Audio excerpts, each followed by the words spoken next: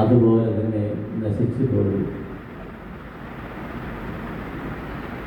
ഈ വായിച്ചു കേട്ട സുവിശേഷ ഭാഗത്തിൻ്റെ ചരിത്ര പശ്ചാത്തലം ഒന്ന് നോക്കാം. സിലോഹ ഇസ്രായേലിൽ കർത്താവിൻ്റെ നഗരമാണ് കഫർനാവും. കർത്താവിൻ്റെ നഗരമായ കഫർനാവിലുള്ള പ്രധാനപ്പെട്ട സ്ഥലമാണ് സിലോഹ. അവിടെയാണ് കുളമുള്ളത്. ഒരു മുടന്തനായ മനുഷ്യൻ 48 വർഷം സൗഖ്യം പ്രാപിച്ചു കിടന്നൊരു സ്ഥലം അതാണ്. അപ്പോൾ അവിടെ ഒരു വലിയ കാഴ്ചഗോപുരം ഉണ്ടായിരുന്നു. ആ കാഴ്ചഗോപുരത്തിന് മുകളിൽ കയറി അതിൻ്റെ കിളിവാതിലൂടെ പുറത്തേക്ക് നോക്കിയിരുന്നാൽ ജെറൂസലം നഗരം മനോഹരമായിട്ട് കാണാൻ സാധിക്കും. ഒരു വിഹക വീക്ഷണം, ബേർഡ്സ് ഐ വ്യൂ കിട്ടും. അപ്പോൾ ആ വർഷത്തെ പെസഹാ പെരുന്നാളിന് വന്ന ആളുകളെല്ലാവരും, പെസഹാ പെരുന്നാളിന് മാത്രമേ ആ ഗോപുരം തുറന്നു കൊടുക്കുകയുള്ളൂ, എല്ലാ സമയത്ത് അടച്ചിട്ടിരിക്കും. അപ്പോൾ പെസഹാ പെരുന്നാളിന് വന്ന ആളുകൾ തിക്കുമുട്ടി എല്ലാവരും അതിൻ്റെ മുകളിലേക്ക് കയറാൻ നോക്കി. അതിൽ താങ്ങാവുന്നതിനും അധികം ഭാരം ആ ഗോപുരത്തിനുള്ളിലേക്ക് കടന്നു ചെന്നതുകൊണ്ട് ഗോപുരം പിരിഞ്ഞിരുന്നു. അങ്ങനെ 18 പേർ മരിച്ചുപോയി.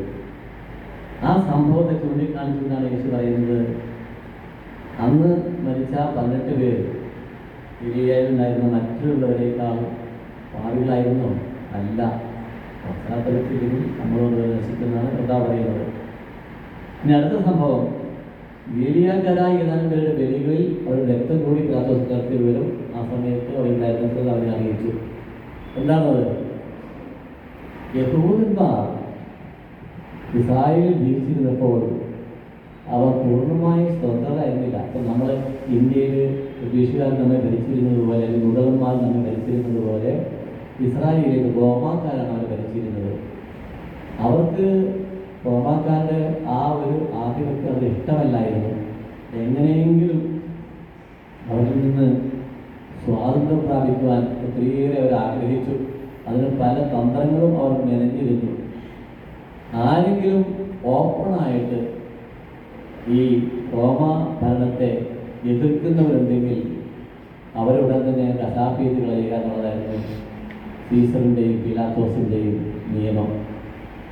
അങ്ങനെ കുറേ ഗലീലിയക്കാരെ കൊന്നുകളഞ്ഞു മാത്രമല്ല അവരെ രക്തമെടുത്തിട്ട് അവരർപ്പിക്കുന്ന ബലിയിലേക്ക് കൂട്ടിക്കലർത്തി തന്നെ അശുദ്ധമാക്കി കളഞ്ഞു. അങ്ങനെ അവരെ അവഹേളിച്ചു. അവിടെ കർത്താവ് പറയുന്നത്, അങ്ങനെ ആ മരിച്ചവർ ബാക്കിയുള്ളവരേക്കാൾ പാപികളായിരുന്നു അല്ല എന്ന് ഞാൻ പറയുന്നു. പശ്ചാത്തലത്തില്ലെങ്കിൽ നിങ്ങളും അതുപോലെ നശിക്കുമെന്ന് ആവർത്തിച്ച് പറയുന്ന ഒരു വാചകമാണ്, പശ്ചാത്തലത്തില്ലെങ്കിൽ നിങ്ങളും അതുപോലെ നശിക്കുമെന്നുള്ളത്. ഇവിടെ ഒരു ചെറിയൊരു കവിതാശകലം ഞാനിപ്പോൾ പാടുകയാണ്. ഏതായിരിക്കും? കണ്ടു കണ്ടിരിക്കുന്നവനെ പിന്നെ കണ്ടില്ലെന്നു വരുത്തുന്നതും ഭവാ, 2-4 ദിനം കൊണ്ടൊരുത്തനെ കണ്ടിലേറ്റുന്നതും ഭവാ, മാളിക മുകളേറിയ മന്നന്റെ തോളിൽ മാറാപ്പു കേറ്റുന്നതും ഭവാ, കണ്ടു കണ്ടിരിക്കുന്നവനെ പിന്നെ കണ്ടില്ലെന്നു വരുത്തുന്നതും ഭവാ. ജീവിതത്തിൻ്റെ ഹ്രസ്വതയാണ് ഈ ചെറിയ കവിതാശകലത്തിലൂടെ കവി നമ്മോട് പറയുന്നത്. ജീവിതം അത്രയ്ക്കേ ഉള്ളൂ. നിമിഷ നേരം കൊണ്ട് കുരുത്തൻ ഇവിടെ നിന്ന് ഇല്ലാതായി പോകേണ്ടി വരുന്നു. കണ്ടുകൊണ്ടിരിക്കുന്നവരെ പിന്നെ കണ്ടില്ലെന്ന് വരും. 2-4 ദിനം കൊണ്ട് ഒരുത്തനെ കണ്ടിലേറ്റിക്കൊണ്ടുപോകും ചെയ്യാനായിട്ട്. മുകളിലേറിയ മണ്ണിൻ്റെ തോളിൽ മാറാപ്പ് കയറ്റി അവനെ ദരിദ്രനാക്കുകയും ചെയ്യും. ഇതൊക്കെ ജീവിതത്തിൻ്റെ വാസ്തവികതയാണ്. ഇതൊന്നും മനസ്സിലാക്കാതെയാണ് മനുഷ്യൻ മുൻപോട്ട് പോകുന്നത്. ജീവിതത്തിൻ്റെ ഈ ഹ്രസ്വത മനസ്സിലാക്കാതെ. ഈ ഒരു അവസരത്തിൽ ആണ് നൊയമ്പിൻ്റെ പ്രസക്തി വരുന്നത്. ഇവിടെയാണ് നൊയമ്പ് എന്താണെന്ന് മനസ്സിലാക്കേണ്ടതും നൊയമ്പ് എങ്ങനെ നമ്മെ സഹായിക്കും എന്നുള്ളതും. ഈ ഫാസ്റ്റ് ഫുഡ് സംസ്കാരത്തിൽ മനുഷ്യൻ മുൻപോട്ട് പോകുമ്പോൾ മരണത്തെ പോലും മറക്കുന്നു. അവിടെ ദൈവം കടന്നു വരുന്നു. ഈ സന്ദേശം കൊണ്ട് പശ്ചാത്തപിക്കുക, മനസ്തപിക്കുക, മാനസാന്തരപ്പെടുക, സ്വർഗരാജ്യം ഇതാ ആഗതമായിരിക്കുന്നു എന്നാണ്. അപ്പം അതുകൊണ്ട് നമുക്ക് മനസ്സിലാക്കാം ഈ നോയമ്പ് എന്താണെന്നുള്ളത്. എന്താണ് നോയമ്പ്?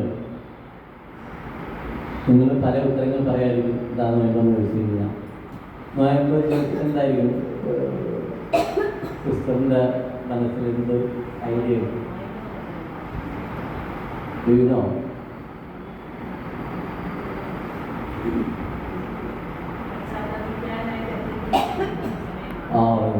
പശ്ചാത്തലിക്കാനായിട്ട് ചെയ്യുന്ന സമയമാണ്. It's okay. സിസ്റ്ററിന് എന്ത് തോന്നുന്നു? നോയമ്പ്, വാട്ട് ഈസ് നോയമ്പ്? It your idea. നോയമ്പിനെ കുറിച്ച് അറിഞ്ഞിട്ടില്ല, കേട്ടിട്ടില്ല. അവിടെ നോയമ്പ്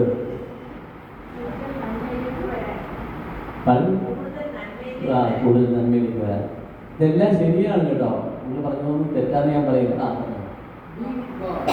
Be with God. Yes, ദൈവത്തോടു കൂടി ആയിരിക്കുക എന്നുള്ളത്. That's more theological. Yes.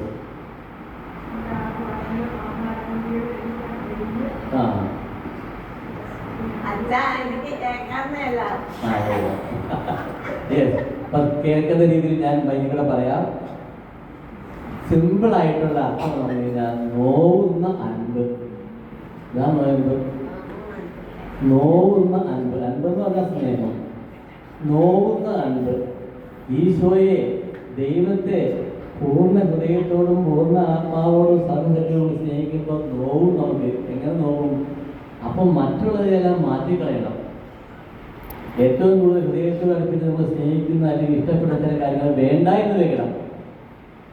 എനിക്ക് ദിവസവും കോഴിയിറച്ചി തിന്നുന്നത് ഇഷ്ടമാണെങ്കിൽ നോയമ്പ് കാലത്ത് ഞാൻ വേണ്ട എന്ന് പറയുമ്പോൾ അതെനിക്ക് വേദനിക്കും, നോവാണ്.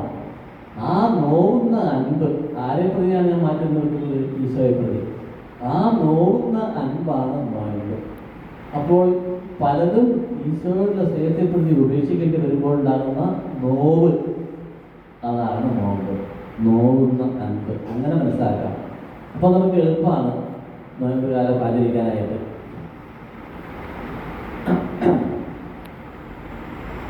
ഈ നോയമ്പ് കാലത്ത് നമ്മൾ ഏറ്റവും കൂടുതൽ കേൾക്കുന്ന വാക്കുകളാണ് അനുതാപം, പശ്ചാത്താപം, മനസ്താപം, മാനസാന്തരം.